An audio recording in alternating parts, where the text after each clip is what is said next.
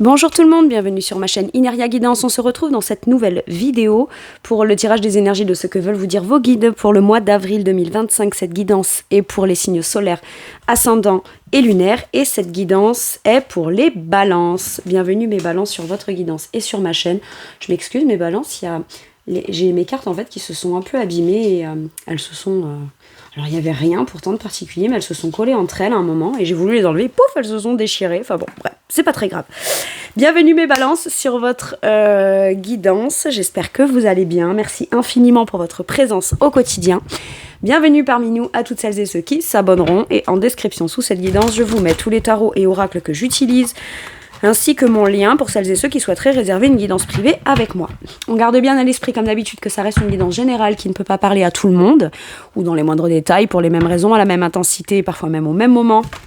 Donc n'hésitez pas à aller voir vos autres signes pour un autre message ou un complément de message et pourquoi pas revenir un peu plus tard sur cette guidance puisque ce qui ne vous parle pas tout de suite peut vous parler un petit peu plus tard, bien que pour cette série de guidances là, j'aime à penser qu'au minimum ça vous amène un peu de baume au cœur et qu'au mieux ça puisse vraiment vous aider puisque ce ne sont que des messages et des conseils bienveillants des guides. Le tarot de la bienveillance sera la base de mes 3 lignes principales et je vous explique à quoi ça correspond au fur et à mesure. Allez, on y va. C'est parti. En premier, mes balances et ce sur quoi vos guides sont fiers de vous. Ok. La lune. Ah, je sens beaucoup de créativité. On commence à écouter son instinct, ses intuitions, même si on a peur.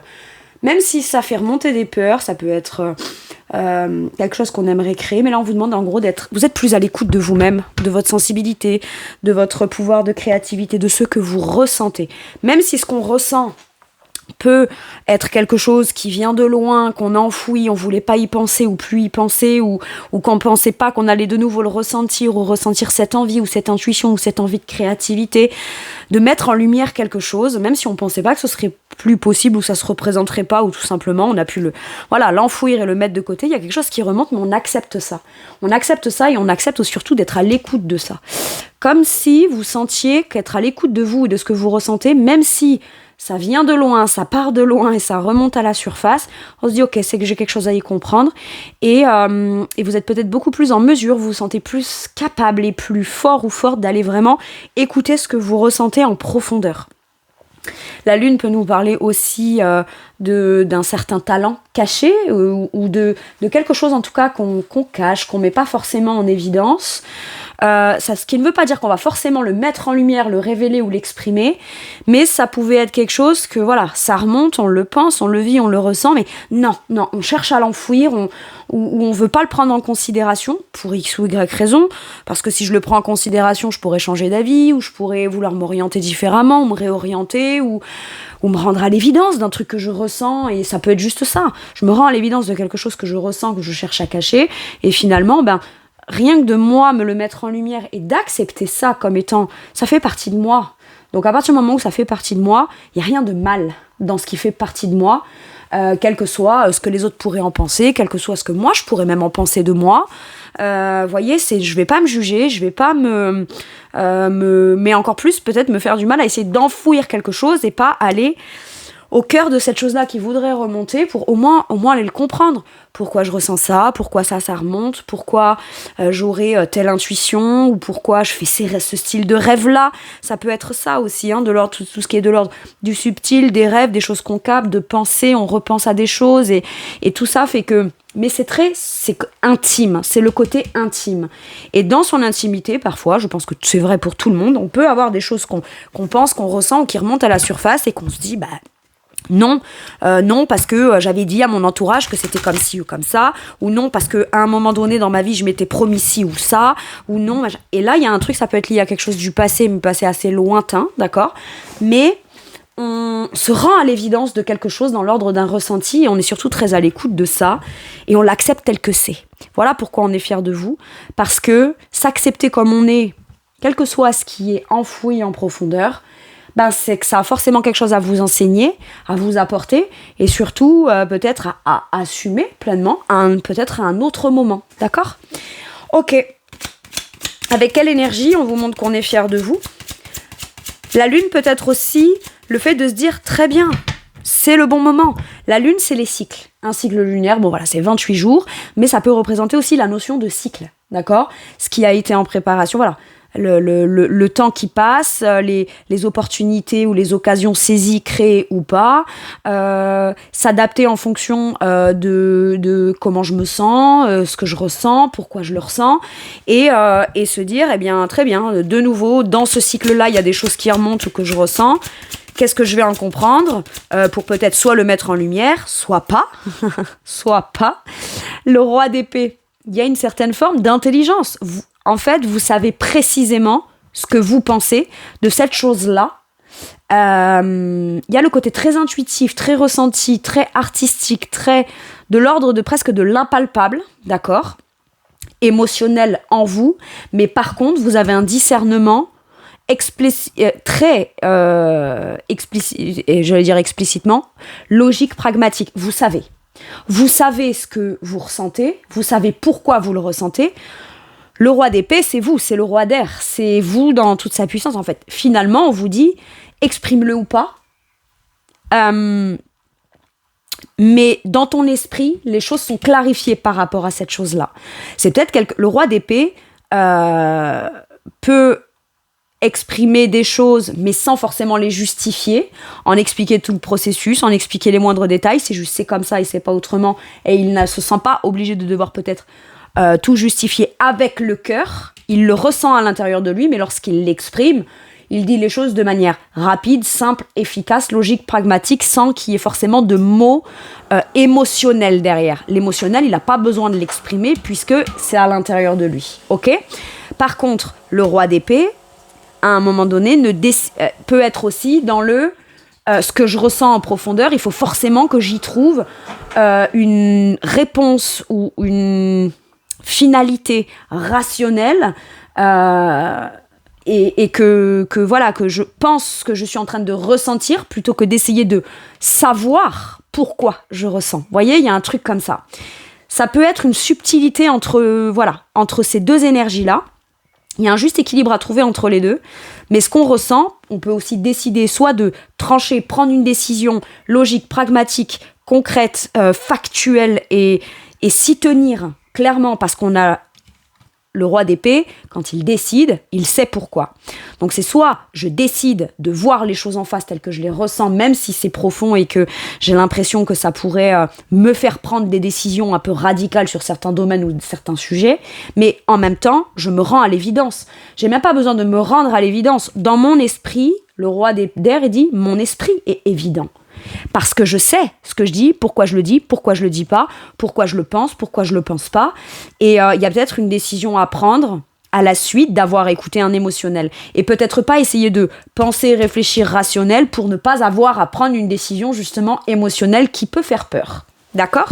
Et on est fiers de vous, pourquoi ? Parce que finalement, vous voyez les choses telles qu'elles sont, vous faites vos décisions telles qu'elles sont, vous déclarez les choses ou pas, parce que le roi d'épée peut aussi décider quelque chose pour lui-même, l'acter, le signer, le déclarer, peut-être pas à tout le monde, juste à peut-être une personne, la personne concernée, sans pour autant aller à le justifier à tout le monde, d'accord ? Mais le roi d'épée, c'est clairement la main de fer dans le gant de velours, mais encore plus que la reine d'épée, parce qu'il n'y a pas besoin de prendre une décision ou de déclarer les choses avec une certaine forme douce, émotionnelle, etc. Puisque cette douceur, cette féminité, ce côté émotionnel, que vous soyez un homme ou une femme, est plus incarné dans l'intériorité. C'est-à-dire que là, c'est je sais ce que je ressens, je sais ce que je dois dire, je sais ce que je vais dire, comment je vais le dire, je sais quelle décision je vais prendre, pourquoi.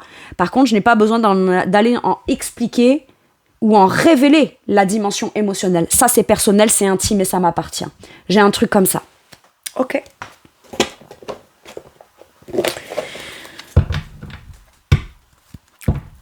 Donc, avec l'énergie de la rationalité. On veut pas aller trop, parce que le roi d'épée, si on le prend lui tout seul, bon, voilà, il est très logique, il est très dans l'esprit, il est très dans le sens très... comment puis-je dire ça ? Très théorique des choses. Et c'est ok, c'est une certaine forme de vérité, de pensée qui est dans la vérité. Mais j'ai comme l'impression que vous avez besoin de prendre une décision ferme, rationnelle, logique, etc., tout ce que je vous ai dit, en écoutant vos ressentis. Et le roi d'épée, au premier abord comme ça, on n'a pas envie de rigoler avec lui, on se dit pas, c'est quelqu'un de doux, c'est quelqu'un de sympa, c'est quelqu'un de... Non, il tranche. En apparence, le roi d'épée fait pas dans le sentiment, il fait pas dans la dentelle. Mais est-ce qu'il a vraiment besoin de faire dans la dentelle à partir du moment où il a confiance en ce qu'il ressent? Pas vraiment. J'ai comme l'impression que vous avez rien à prouver à personne, tant que vous êtes au clair avec vous-même. Et c'est ça. Ok, quel conseil pour mes balances? Le page de coupe. Alors, le page de coupe, c'est quand je pense à quelque chose, il y a une certaine forme de pureté, d'émotionnel. Ma vulnérabilité, il y a une certaine forme de vulnérabilité dans le cœur. Et peut-être qu'on s'est senti obligé à un moment donné de venir barricader ce cœur et de se montrer comme c'est comme ça, c'est pas autrement, très radical, etc. C'est ce qui a été dit, exprimé, acté et montré en façade. D'accord? Parce que le roi d'épée peut être aussi dans « c'est moi qui ai raison et c'est comme ça. J'ai raison de pas écouter mon cœur. » Parce qu'il y a une légitimité derrière. On se positionne pas en roi d'épée pour rien. Le roi d'épée ne veut pas rendre son cœur vulnérable. Mais le roi d'épée, à un moment donné, comprend que ça ne l'empêche pas de ressentir à l'intérieur de lui et qu'à un moment donné, il va peut-être falloir, et c'est ça le conseil qu'on vous donne, ta petite part de ton enfant intérieur, de ton cœur, que quand tu penses à quelque chose... c'est quand même romantique, ça fait battre ton cœur. Il y a toujours ce petit truc-là qui t'anime dans ton cœur, en fait. Et même si tu aurais peur d'être vulnérable en écoutant cette émotion-là, ça ne veut pas dire pour autant que vulnérable tu es. Tu as peut-être l'impression que de devoir ne rien exprimer d'émotionnel ou ne pas, même toi, t'autoriser à te laisser embarquer par un truc qui... naissant, émotionnel, ou finalement qui a toujours été là, mais qu'on a tenté de maintenir petit, vous aviez peut-être cette croyance de vous dire c'est ça qui me mettra en sécurité et qui fera que mon cœur, il n'est pas vraiment accessible. Parce que si même moi, je ne l'écoute pas, personne ne pourra le discerner, donc personne ne pourra venir l'attaquer et lui faire mal. J'ai un truc comme ça. Alors que finalement, vous discernez quand même le fait de dire mais attends, d'écouter, mais ça ne m'empêche pas de ressentir. Moi, dans mon fort intérieur, même si je ne le dis pas, je ne le montre pas, je ne l'exprime pas, je sais ce que je ressens. Et cette chose-là que je ressens, soit c'est bien, soit c'est pas bien, soit je vais être fort, soit je vais être faible. C'est ok, ça m'empêche pas de le ressentir. Et si je me mettais à écouter ça, tout en ayant quand même l'espèce de prise de hauteur rationnelle de mon expérience, de savoir ce que je veux pas, ce que je veux plus, et de m'affirmer dans ce que je veux pas, ce que je veux plus, de manière logique, tout en laissant une chance à ce que je ressens, de pouvoir vraiment être incarné, d'accord? Et en plus, pouvoir peut-être grandir par la suite. Vous voyez, c'est... Il y a peut-être une part de vous qui, à un moment donné, a rationalisé les choses en pensant que dans la vie, c'était soit on pouvait entièrement s'en remettre à son cœur. Et si on avait entièrement confiance, ça suffit et ça se passerait bien. Et si ça s'est mal passé à un moment donné, notamment vis-à-vis de certaines énergies du passé avec cette lune, dans votre ressenti, très bien. Pour être sûr de ne plus avoir mal, je dois oublier complètement ce que je ressens et m'en fier à ma logique et à mon pragmatisme. Et j'ai l'impression que vous réussissez à recombiner les deux. Ça ne vous empêchera pas de vous affirmer, mais plus dans l'optique de je suis en sécurité dans ma vision des choses sur le long terme et dans mon esprit de façon claire et objective. Je sais que je peux être en sécurité parce que finalement, mettre de côté ou enfouir une émotion, une certaine forme de vulnérabilité émotionnelle, est-ce que c'est pas ça qui trahit déjà le fait que déjà je suis vulnérable dans l'émotionnel? Et il y a tout un questionnement comme ça qui se fait. Vous voyez ? J'ai vraiment cette sensation. Et moi, je pense que vous allez vraiment prendre, même si ça vous fait peur, la décision d'essayer de tenter de soit communiquer, soit recommuniquer, soit faire un choix de cœur, même si ça vous rend vulnérable. Ou même si vous avez l'impression que c'est un nouveau projet, vous savez pas ce que ça va donner, et vous avez quand même des peurs, etc. Ça n'empêche que vous avez quand même des connaissances, de l'expérience, et vous savez que vous allez prendre les bonnes décisions rationnelles. Mais une bonne décision rationnelle ne veut pas dire qu'elle est dénuée de tout émotionnel. En fait, c'est ça. Et on est fiers de vous parce que vous reconnectez les deux. Ce roi d'épée qui paraît très digne, très humble, très posé, très en place, etc., à l'intérieur de lui, il y a ce petit enfant intérieur qui ressent quand même des choses. C'est pas parce qu'on ne le dit pas à toute l'assemblée que ce n'est pas un fait de ce qu'on vit dans son monde intérieur. Et vous êtes beaucoup plus à l'écoute de votre monde intérieur, notamment dans ce qui concerne le fait de devoir trancher, décider, exprimer ou pas, ou orienter votre vision vraiment en fonction de ce que vous ressentez à l'intérieur. Vous en êtes de plus en plus capable ou de nouveau capable. Ok. C'est intéressant. Alors, sur quoi vos guides vous poussent et vous encouragent ? Le valet de denier.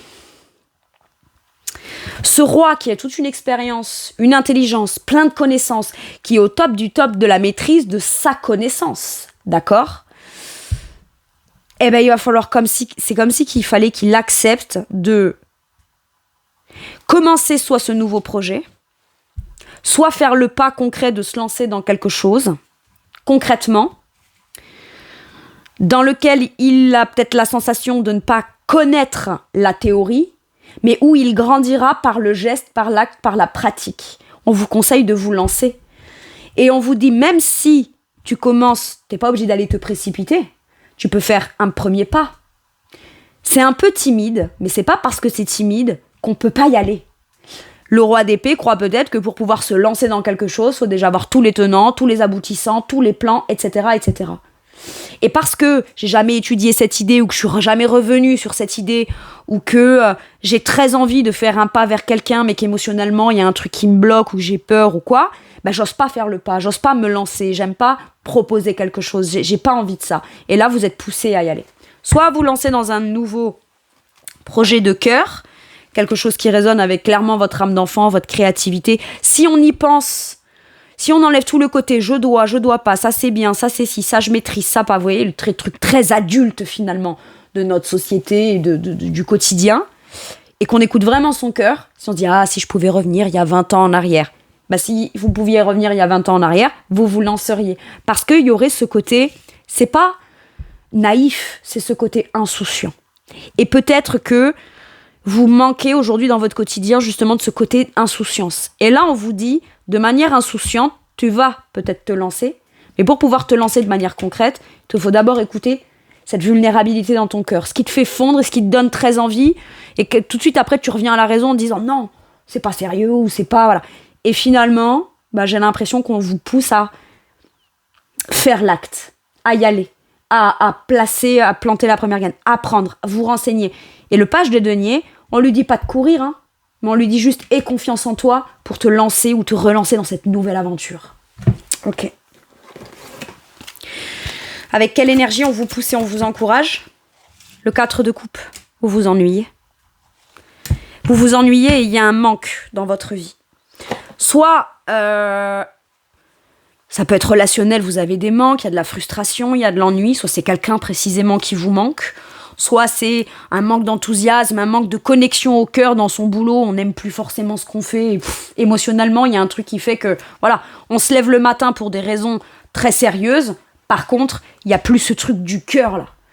Il manque ça. Il y a une frustration, il n'y a plus cette passion, cet engouement émotionnel, le fait de dire « Ouah, je suis fière de moi, c'est beau ce que j'ai fait, ce que j'ai créé, etc. » Et là, quelque part, on vous dit « Vous voyez, là, il est assis, le dos contre un arbre, et puis, il est un peu dépité, il s'ennuie. Il est stable émotionnellement, ok, on est très stable. Mais le 4 de coupe, c'est je suis dans ma routine, quoi.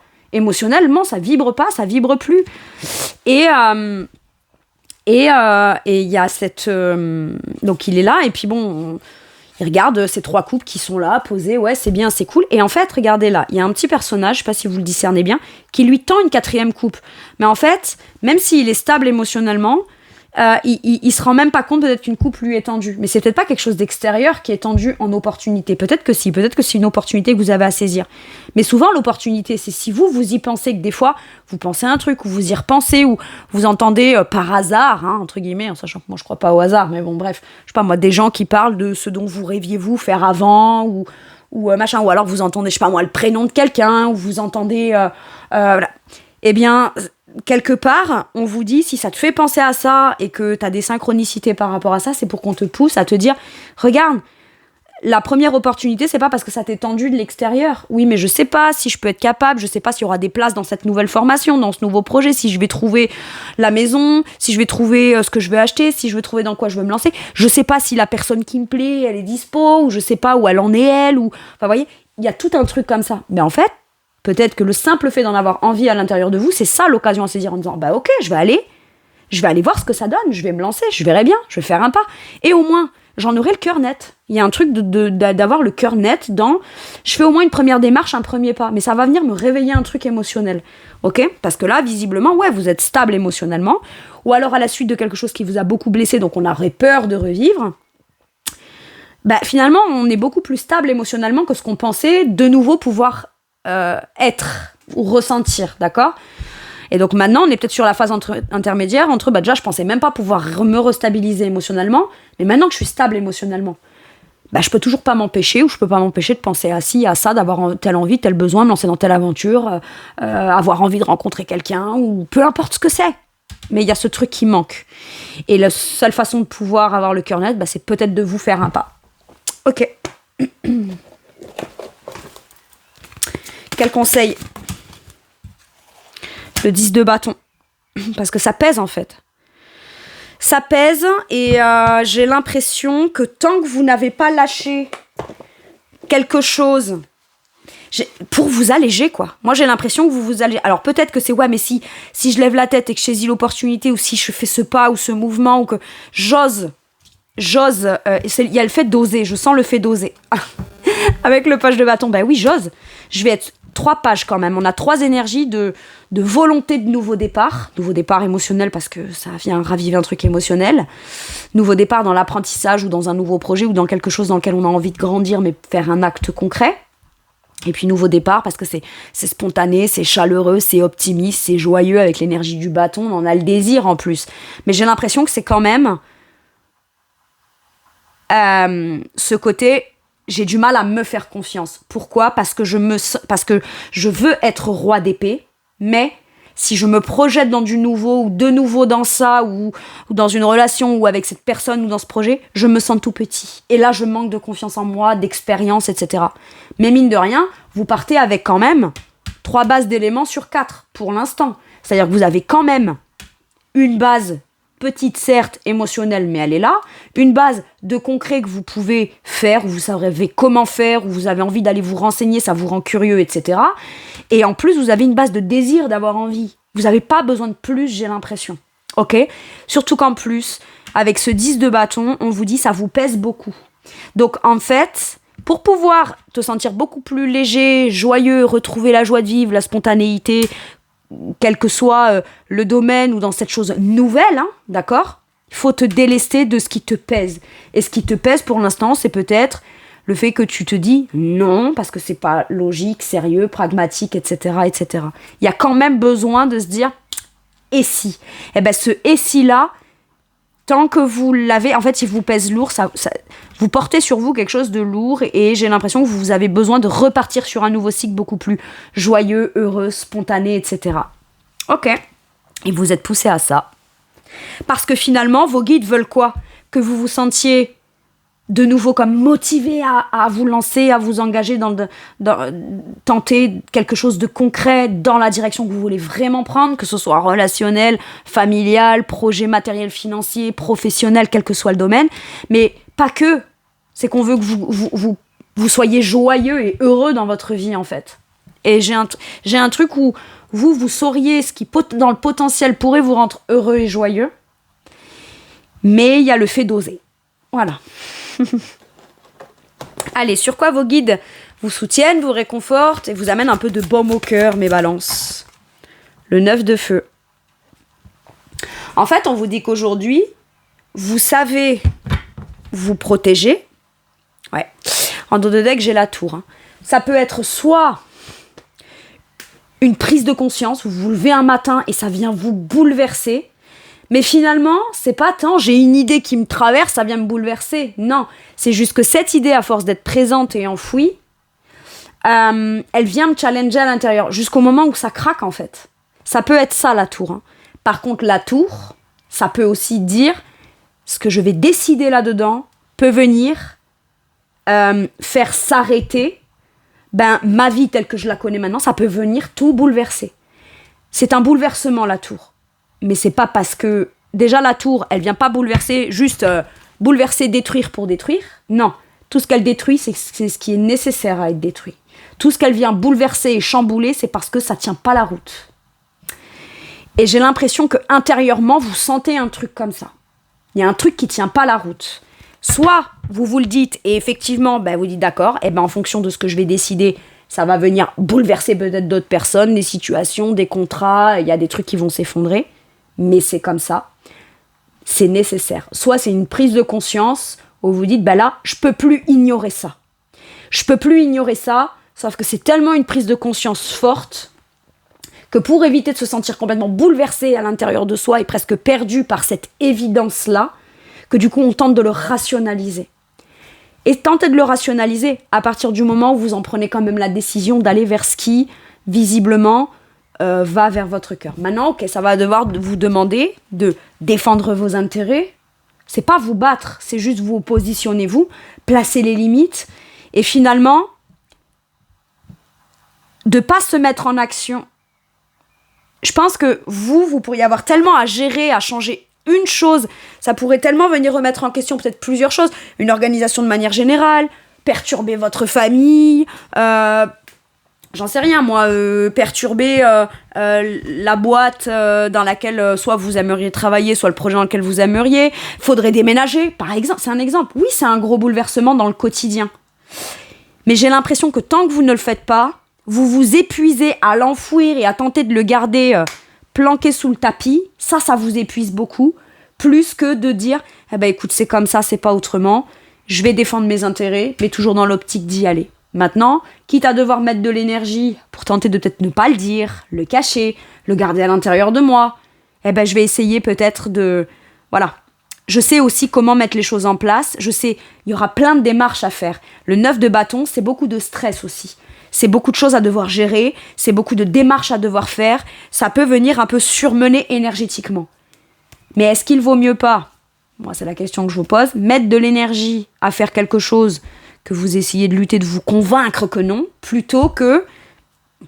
Voilà, parce qu'une fois que les choses après sont mises en place, sont calées, cadrées, qu'on se sent en sécurité, qu'on a placé les limites, etc., et qu'on a utilisé l'énergie au profit de quelque chose, parce que visiblement il y a beaucoup d'énergie qui est comme contenu là. Et on vous dit, tu vas être capable. Vous pouvez avoir peur que ça vous fatigue du coup. Ouais, mais si je dois gérer un déménagement ou un changement de boulot, plus ci, plus ça, plus le quotidien, machin, ça m'épuise. Déjà, je suis épuisée dans le quotidien. Oui, d'accord. Mais vous êtes épuisé pourquoi ? Parce que le quotidien est épuisant ou parce que vous faites tout pour ne pas aller vers ce que vous voulez vraiment dans le quotidien ? Ensuite, c'est du pratico-pratique. Oui, temps de faire des démarches, temps de déménager, machin et tout, allez, pendant 1-2 mois, ça peut être très fatigant. Mais une fois qu'on a passé ça, on retrouve un rythme, mais sauf que le rythme qu'on trouve, on le retrouve. Excusez-moi. Hop, j'ai pas coupé le son du téléphone, excusez-moi, j'ai raccroché. Et du coup, cette énergie-là, on la met, donc une fois que c'est dépassé et qu'on n'est plus fatigué, on est dans le nouveau truc. Donc finalement, après, on n'aura plus qu'à vraiment profiter pleinement de ce nouveau départ. J'ai un truc comme ça. Et on vous dit, cette fatigue, cette pression que tu te mets, toute cette énergie-là que tu gardes en toi et que t'as pas l'impression de déployer soit au bon endroit, soit dans la bonne activité, soit tu le fais dans le bon truc, etc. Mais il y a un truc en particulier que t'aimerais faire et que tu ne fais pas et t'aimerais déployer ton énergie là, tu en seras capable. Et tu la maîtriseras bien, ton énergie. Tu maîtrises très bien ton énergie. Quand on arrive à contrôler son énergie, mes balances, une fois qu'on la déploie et qu'on l'utilise, on arrive à bien la maîtriser. Elle ne part pas dans tous les sens. Au contraire, le 9 de bâton, c'est je suis quand même méfiant, je suis sur la défensive, je fais les choses bien, calées, cadrées, calculées, voilà. Il y a quand même un truc comme ça. Hein. On s'affirme, il y a de l'affirmation de soi dans le 9 de bâton. Allez. Avec quelle énergie on vient vous réconforter, vous soutenir, vous amener un peu de baume au cœur, mes balances. L'impératrice, vous avez envie de créer. Vous avez envie de créer, on vous dit il est temps de passer à l'action avec l'impératrice. Parce que, 6 d'épée, il y a tout ce que j'ai pensé jusqu'à maintenant, qui était bien pour moi, mais aujourd'hui Il y a un décalage entre comment vous vous sentez à l'intérieur, comment vous percevez maintenant ce que vous ressentez à l'intérieur et ce que vous aimeriez à l'extérieur. Il y a peut-être des petits légers décalages comme ça. Mais mine de rien, dans sa pensée, on a évolué. On voit plus les choses de la même façon. Ou cette chose qui était bloquante ou qui faisait peur, on ne la perçoit plus de la même façon. Aujourd'hui, on ne perçoit que l'essentiel qui est clair dans votre esprit. Ok ? C'est évident. Il y a un truc qui est évident. Et visiblement, on vous encourage à faire un mouvement vers cette chose-là. J'évolue dans ma façon de penser, donc je me mets en chemin, je me mets en route. Ok. Impératrice, on vous dit que vous aurez la capacité de créer votre abondance, votre bonheur. Ça concerne quelque chose que vous aimez créer particulièrement avec un amour inconditionnel, d'accord ? Et puis, ça peut être aussi, j'ai pris la décision d'être célibataire. Alors non, je me retrouve célibataire pour telle ou telle raison, qui ont pu être douloureuses, mais je décide de rester célibataire maintenant. Et finalement, l'impératrice, elle a tellement d'amour à donner en elle, il y a quelque chose en gestation en elle qui a besoin de voir le jour, donc d'être partagé, d'accord ? Créé pour elle, pour sa propre abondance, mais qu'elle partagera autour d'elle, parce que l'impératrice c'est l'énergie féminine. Hein. Enfin, voilà, que vous soyez un homme ou une femme. Mais la part de féminin en vous a besoin de mettre au monde cette chose-là avec tout l'amour inconditionnel, le partage, la bienveillance, le côté très sécurisant, émotionnellement, etc. Et finalement, c'est ce ressenti-là intérieur que vous avez qui vous fait peut-être revenir sur une décision qu'on croit avoir prise pour les bonnes raisons à un moment donné. Donc à un moment donné, oui, on les a prises pour une bonne raison. Mais est-ce qu'on en a toujours la croyance qu'elles sont toujours alignées avec qui l'on est aujourd'hui ? J'en suis pas si sûre. Ce qui fait que du coup, on se dit très bien. Moi, je vais défendre mes intérêts aussi, parce que même si j'ai beaucoup à donner, je veux bien pas changer d'avis, mais je sens que j'en ai besoin à l'intérieur de moi. C'est de l'ordre d'un besoin, c'est vital émotionnellement pour moi. Donc je sais ce que j'ai à donner, l'impératrice sait ce qu'elle a à donner, c'est ce qu'elle veut créer. Mais elle sait qu'elle ne peut pas le faire toute seule. Elle sait qu'elle a besoin qu'on lui amène des ingrédients. Elle doit recevoir aussi pour pouvoir donner. Et ça, c'est l'un des arguments, par contre, qu'elle défendra bec et ongle et dont elle reniera plus ça, quoi. Parce qu'elle est affirmée, elle a confiance en elle, donc elle veut bien créer, elle veut bien être ouverte ou réouvrir à la création de quelque chose, surtout avec beaucoup d'amour, quelque chose qu'elle aime, pour ce qu'elle aime, pour créer quelque chose qu'elle aimera, mais elle sait aussi défendre ses intérêts, tout simplement. Ok. Quel conseil on vous donne ? 6 de coupe. Écoutez votre enfant intérieur. Ça peut concerner une situation du passé avec le 6 de coupe. Bon, voilà, un rêve du passé, un rêve de l'enfance, quelqu'un du passé, un amour, quelqu'un ou une amie de l'enfance, ou en tout cas, voilà. Par contre, ce qu'on vous dit là, c'est que peut-être vous avez déjà rencontré cette personne, et au moment où vous rencontrez cette personne, vous avez votre vécu, votre expérience, votre savoir, vos conditionnements, vos peurs, votre vie, etc. D'accord ? Mais ça ne vous empêchera pas de peut-être rencontrer quelqu'un qui, dès qu'on se rencontre, même si on se connaît que depuis peu ou depuis très longtemps, on a l'impression de se connaître depuis toujours. C'est la carte des âmes sœurs, le 6 de coupe. Donc il y a vraiment cette... Ouais, mais en dos de deck, j'ai le 7 d'épée. Alors, est-ce qu'il y a eu des trahisons, des mensonges, des fuites ? Est-ce que c'est vous qui avez fui par peur ? Ou est-ce que c'est... Voilà, plus on a l'impression de connecter à l'âme de quelqu'un, plus ça vient raviver peut-être des peurs à vous, ou alors vous pensez à quelqu'un avec qui vous vous sentez connecté, ça vous fait extrêmement peur émotionnellement, et du coup, on aurait tendance à fuir. Est-ce qu'on a envie de fuir ou pas ? Mais ça peut être un rêve de gosse. Ça peut être quelque chose qui est de l'ordre de mon enfant intérieur, mon âme d'enfant, et ce que je voulais faire comme un rêve quand j'étais enfant. J'en sais rien, moi, vous rêviez d'être peintre, voilà, ça peut être ça. Mais c'est ce qui fait vivre mon âme avant tout. Reconnecter à son enfant intérieur, ok, c'est ça. Soit, ça concerne quelqu'un d'autre en effet, et le conseil qu'on vous dit, c'est bien hein, d'être gentil, bon, etc., mais tu pourrais aussi recevoir de manière équitable émotionnellement. C'est pas qu'aujourd'hui vous ne recevez pas émotionnellement, c'est juste est-ce que de là où vous recevez émotionnellement, vous sentez que c'est de là que vous voulez recevoir, ou vous avez envie de recevoir, d'accord ? Ça manque peut-être de spontanéité, ça manque de simplicité de cœur, ça manque de connexion à l'âme peut-être. dans ce qu'on fait, dans les gens qu'on côtoie, dans les collègues de boulot qui nous entourent, dans la personne... voilà, si on est seul, bon, bah c'est peut-être je suis seul, mais moi je veux pas rencontrer quelqu'un d'autre que mon âme sœur. Ça peut être ça. Eh ben on vous dit, si tu rencontres quelqu'un, cherche, et tu sauras que c'est la bonne personne pour toi quand tu auras cette sensation de on se connaît pas, mais on se connaît. Depuis toujours, j'ai l'impression qu'on est connecté. Eh ben partez à la rencontre de cette personne. Ouais, mais bon, c'est chiant, c'est fatigant.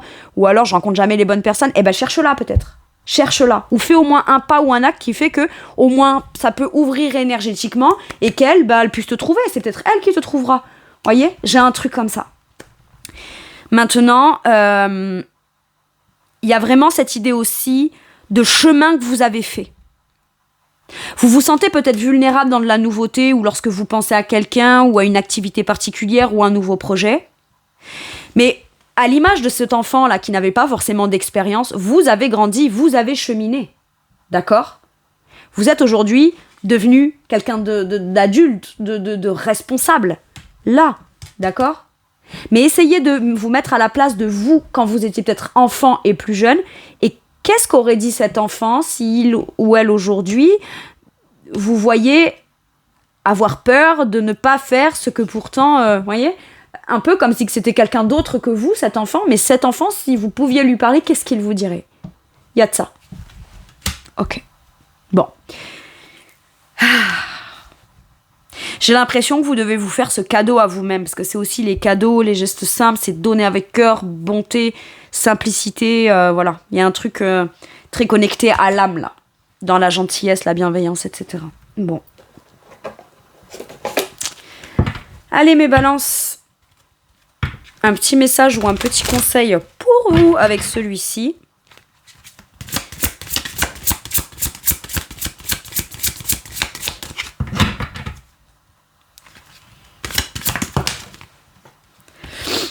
Nul besoin de s'inquiéter. D'accord. Donc on veut vous rassurer en vous disant que vous n'avez pas besoin de vous inquiéter. Et en dos de deck, il y a choisissez une nouvelle direction. Donc est-ce que il y a une direction que vous voulez prendre, un acte, une démarche ou un truc que vous y pensez dans votre cœur, mais voilà, vous le gardez peut-être pour vous intérieurement et vous n'osez pas prendre cette direction, ce qui vous fait rester dans la direction dans laquelle vous êtes, peut-être dans une décision, ou alors est-ce que vous aimeriez vous lancer dans un nouveau projet, un déménagement, un truc machin, et on vous conseille de choisir quelque chose, cette nouveauté-là, finalement. Ça serait bien différent de ce qui se passe là maintenant, actuellement dans votre vie. Ok. Ne prenez vraiment que si ça parle, hein. On est bien d'accord. Ok, avec celui-ci, qu'est-ce qu'on vous dit ?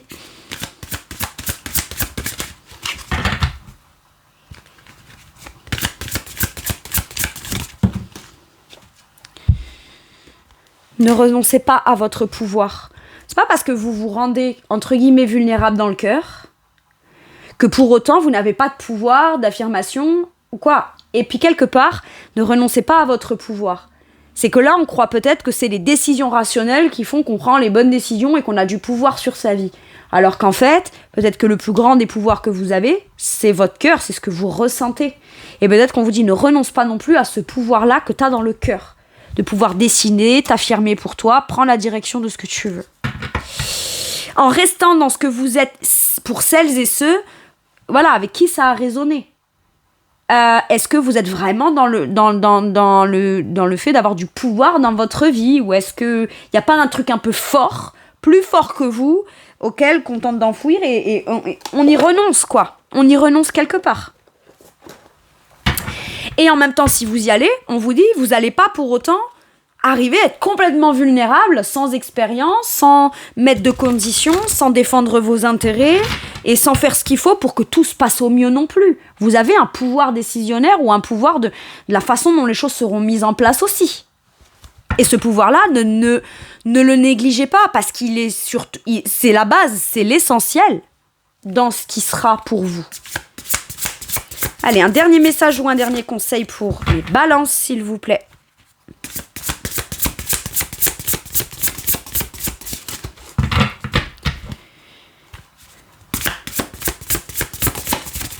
Ok, qu'est-ce qu'on a ? Le 8 de coupe. Alors le 8 de coupe, c'est soit quitter un état émotionnel qui ne convient pas ou qui ne convient plus, soit quitter quelque chose qui ne convient pas pour aller vers ce qu'on veut émotionnellement. C'est aussi lâcher prise émotionnellement et s'autoriser à aller vers ce qui nous convient mieux émotionnellement. Je vous lis la carte. Nécessité de passer à autre chose, attendre davantage de la vie, quête spirituelle, choisir d'apporter de grands changements dans sa vie, changement de priorité, ou quitter le foyer, ou quitter une situation, quitter un boulot, ou quitter un état émotionnel qui fait qu'on s'empêche de se lancer dans quelque chose de nouveau. Et si on va mieux émotionnellement lié à cette idée-là, bizarrement, de mettre en place les choses après par la suite, c'est beaucoup moins difficile. Voyez ? C'est peut-être en premier lieu, je dois quitter une croyance émotionnelle qui me bloque, et qui me fait peur et qui m'enchaîne émotionnellement pour pouvoir déjà être plus OK émotionnellement dans l'idée d'avancer plus dans ce qui me ferait me sentir mieux et pas essayer de me convaincre que même si là ça me va pas, je dois y rester ou je peux pas quitter, quoi. J'ai un truc comme ça. Voilà mes balances, c'est tout pour moi pour cette guidance. Je vous remercie de m'avoir écouté, je vous fais tout plein de gros bisous, prenez bien soin de vous et à bientôt pour une nouvelle guidance. Merci, au revoir.